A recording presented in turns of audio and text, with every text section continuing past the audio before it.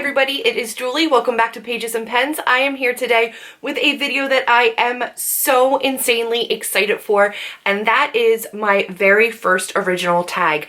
This is, as you can see from the title, the Labyrinth Book Tag. So I have 13 questions, all centered around the Labyrinth. There is a release of a Labyrinth retelling coming out in early February, February 7th, called Winter Song.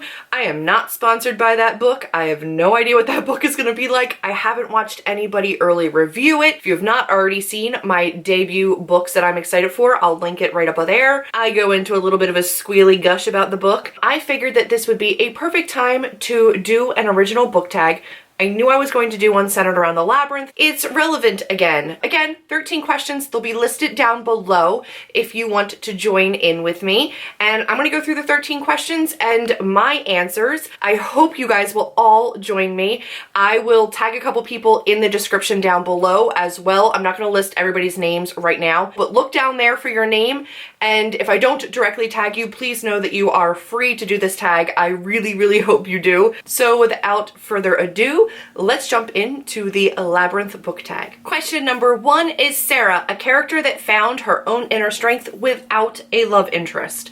So I know that Sarah in the book has a little bit of a flirtation with the Goblin King. There's definitely attraction there, but she does solve the labyrinth and find her own inner strength without the help of a love interest. So for that, I picked Amelia from Salt to the Sea by Ruta Sepetys. Amelia in the book, she definitely has a really difficult backstory and a long road to go to find acceptance and strength and bravery, and it's definitely trying times, and she's able to do that. Now, she does have friends and companions along the way, but there is no love interest for her in this book, and I was really astounded with her story in particular in this novel, completely moved by it and just her strength of character. So, I mean, she was the first person that I thought of when I thought of this question. So. The second question for the Labyrinth book tag is Hoggle, a character that you weren't sure at first whether you should love or hate. And for that, I'm going with Warren from the Shatter Me series by Tahara Mafi. I had already come very late to the Shatter Me series,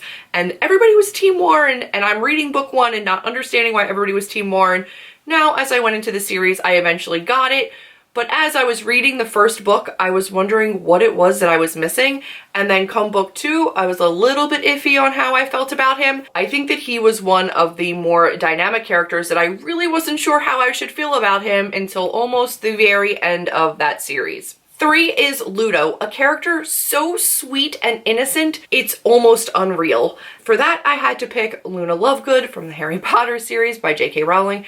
Now, I tried not to pick Harry Potter for every single one of these because, as you guys know, Harry Potter applies for almost every single question you can get asked on BookTube. But honestly, Luna just fits this category. She is so sweet, and there is an inner strength to her and an inner peace and self-acceptance. But honestly, she's so sweet and just, oh, you want to squeeze her and just be her friend. And there's something so completely innocent about her that it's almost unreal the level of adorable that she is. 4 is Sir Didymus, a character that is so clueless. You either love them or you love to hate them. For this, I picked Sansa Stark. Now, I picked her early in the series, The Song of Ice and Fire by George R.R. Martin. Now, Sansa in the beginning is a very sheltered, naive character who just believes that everything's going to work out for her, nothing bad can possibly happen to her, and she's going to remain untouched. It's a very naive notion for especially that world. Now, Sansa eventually toughens up later in the series, but early Sansa was definitely so clueless and oblivious to what was going on around her. It was almost laughable. So number 5 is Jareth, which is a villain that you love to hate or hate to love. He's a villain that makes you question yourself because you're slightly attracted to him, drawn to him, not sure what's going on inside your own body because you know he's bad, but you can't stop wanting him. So for that, I picked Trent Callamack from the Hollow series by Kim Harrison. Trent is somebody who is inherently a thorn in the side for Rachel. There's something really endearing about him, and once you learn a little bit more about his backstory, it's really kind of tragic and lonely, and you want him to find happiness. You feel for him, and I found myself, even at the beginning when he was supposed to be this purely evil character, still really liking him. Number 6 is Fire Dancers, a secondary character that drives you crazy. So this is any secondary non-main character that just annoys the ever-loving out of you, because those fire dancers were pretty obnoxious. For me, that's Gale from the Hunger Games series by Suzanne Collins. I was never Team Gale. I just never got him. He was whiny, and after all that Katniss was going through, all she was being put through, it seemed like all he could think about was himself and, why don't you love me? Can't you love me? I can't get on board with Gale. I understand that he had some redeeming qualities, but all in all, he really got under my skin. Number 7 is The Labyrinth, which is a book with plot twists and turns, some that you didn't see coming. And for me, that can really only go to Crooked Kingdom by Leigh Bardugo. Oh my goodness. In Six of Crows, you know that your main focus of this book is a heist. That's known from the get-go. Crooked Kingdom, there's no heist. It is just literally plot twist after plot twist after crazy adventure after another, and I never saw any of them coming. So for me, Crooked Kingdom tops the list on the crazy sheer number of plot twists, and also how incredibly well written and complex and surprising they all were. Number 8 is the Bog of Eternal Stench, and this is a book trope or writing style that will immediately make you put down the book and run away.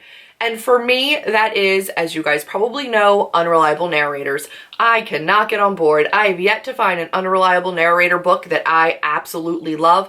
I continue to give them a try because that's just who I am, but I have never found one that I truly enjoy. So for me, if a book has an unreliable narrator, I'm going to be very hesitant to pick it up, and I'm probably not going to enjoy it even if I do decide to give it a try. Number 9 is the Oubliette, and this is a book or series that you will never finish. So for those of you that don't know, an oubliette is somewhere that you go to get turned around and sent back to the beginning, and you just never find your way out. So for me, that's gonna be the Mara Dyer trilogy. Again, if you guys know me, you know that Mara Dyer is not my favorite. Why? Unreliable narrator. Also, I just didn't find anything endearing about her or the other characters in the book. So for me, that is a trilogy that I am DNFing at book 2. I'm not going past that. And you guys know this already. What? Number 10 is the 13th hour. Jareth gives Sarah 13 hours to solve the labyrinth, at the end of which Toby, her little brother, becomes a goblin forever.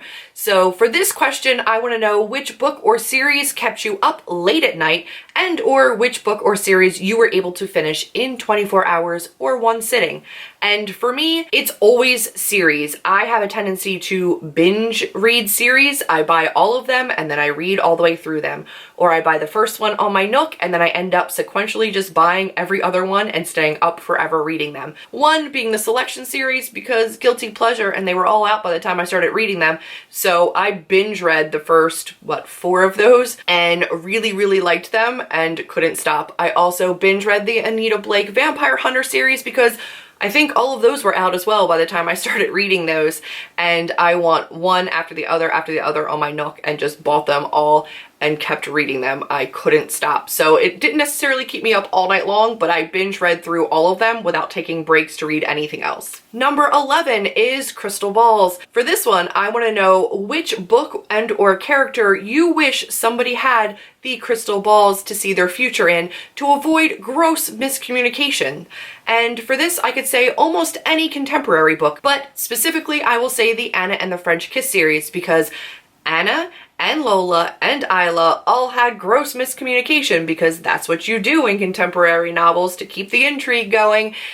So all 3 of those books could have used some crystal ball and gleaming into their future to avoid gross miscommunication. Number 12 is You Have No Power Over Me, and this is a book or series whose hype you just didn't understand. For me, this has to be the Raven Cycle by Maggie Stiefvater. I read them, enjoyed them moderately, but definitely did not find the characters to be my favorite, the series to be my favorite in general, and overall found a lot of the story lacking and my connection to the characters deeply lacking. So for me, I just don't understand the hype on that particular book series. And the 13th and final question is Dance Magic Dance, and this is a book or series that always makes you happy to think about it. Again, Harry Potter fits all the time. One series that makes me always happy to think about is the Lord of the Rings trilogy by J.R.R. Tolkien. This is a book series that I read definitely before I read Harry Potter and was my first introduction to high fantasy, and I love it.